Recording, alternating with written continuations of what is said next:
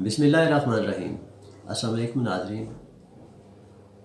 जहांगीर तरीन और उनके बेटे के ख़िलाफ़ 7 अरब रुपए की करप्शन के केसेस अदालतों में चल रहे थे।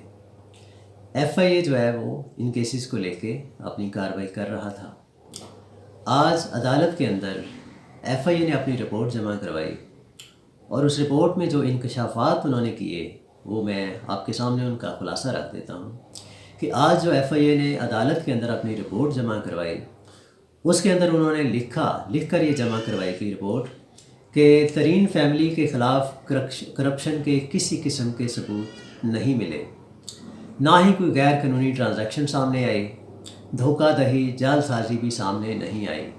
ये रिपोर्ट आज अदालत में FIA ने ऑफिशियली जमा करवा दी। आपको याद होगा कि FIA ने साल 2020 में जहांगीर तरीन और उनके बेटे अली तरीन और उनकी फैमिली के जो दीगर अफराद थे उनके ख़िलाफ़ 7 अरब रुपए की माली के जो फ्रॉड थे और मनी लॉन्ड्रिंग थी उसके केसेस दर्ज किए थे।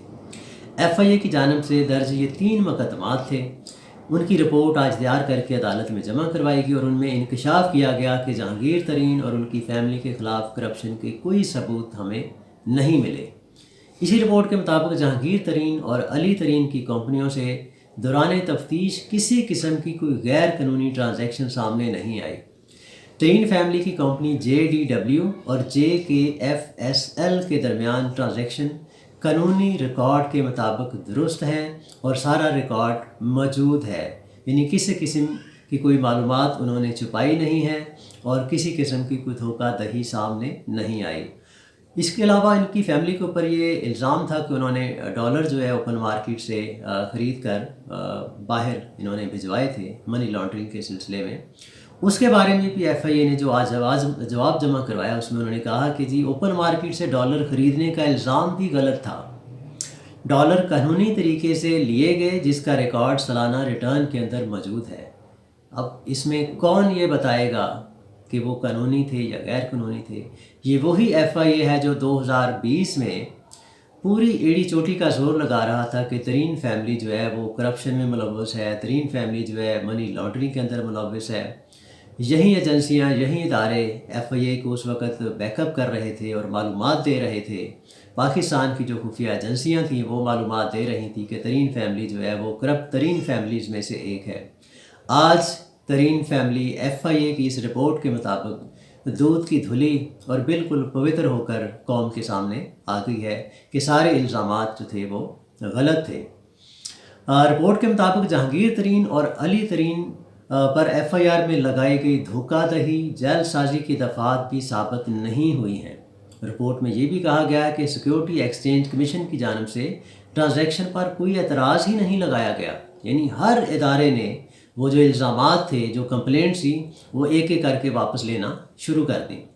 जबकि कंपनी रूल सेक्शन 213 और 216 के ऑर्डिनेंस के तहत किसी स्टेक होल्डर, किसी जो कंपनी इनकी तरीन फैमिली की जो कंपनियां हैं उनके किसी शेयर होल्डर ने, किसी स्टेक होल्डर ने, ना ही किसी डायरेक्टर ने उनके ख़िलाफ़ किसी किस्म की कोई शिकायत SECP में दर्ज करवाई थी।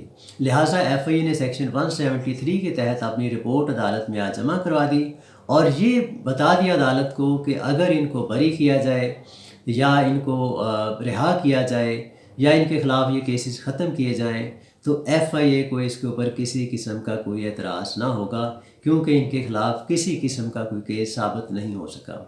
तो नाज़रीन, ये है वो चीज़ें जो ये जो रजीम चेंज का जो पाकिस्तान के अंदर एक इंसिडेंट हुआ था उसके आफ्टर शॉक्स आहिस्ता आहिस्ता और वो जो उसके पीछे जो परतें थी, जो गिरें थी, उनकी खुलना शुरू हो गई हैं। किस तरह से इसहाक डार और उनकी फैमिली के केसेस वापस हुए, किस तरह से उनके सारे अकाउंट्स बहाल हुए, उनकी प्रॉपर्टीज़ उनको वापस दी गई, किस तरह से शरीफ फैमिली, स्पेशली जो प्राइम मिनिस्टर की जो फैमिली है उनके बेटे किस तरह से वापस आए, उनके दामाद किस तरह से वापस आए, किस तरह से उनके केसेस ख़त्म हुए और उसके साथ साथ अब तरीन फैमिली जो है उनके सारे केसेस भी एक एक करके वापस या ख़त्म किए जा रहे हैं। तो ये है वो चीज़ें जिसके बारे में मौजूदा PDM की हुकूमत जो है वो फ़िक्रमंद है, दिन रात काम कर रही है, जबकि आवाम जो है वो आटे के लिए तरस रही है। आवाम महंगाई के ख़िलाफ़ सरापा एहतजाज है।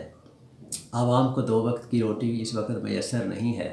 जो बिजनेसमैन है उसकी एलसीज ओपन नहीं हो रही हैं, उसके पास डॉलर नहीं है, वो बाहर से माल इंपोर्ट नहीं कर सकता। रॉ मटेरियल के ना होने से पाकिस्तान की 30 से 40% जो इंडस्ट्री है वो इस वक्त शट डाउन का शिकार है।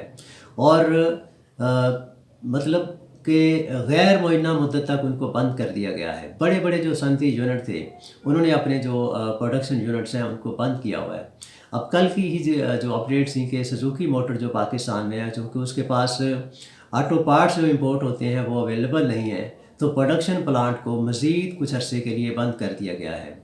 मिलत ट्रैक्टर, इस तरह कोहिनूर टेक्सटाइल ग्रुप है, बहुत सारे और जो टेक्सटाइल के यूनिट्स हैं वो भी इस महंगाई की वजह से, रॉ मटेरियल महंगा होने की वजह से, या इंपोर्टेड जो उनके पास डाइज और केमिकल्स हैं उनकी अवेलेबिलिटी ना होने की वजह से वो बंद हो चुके हैं।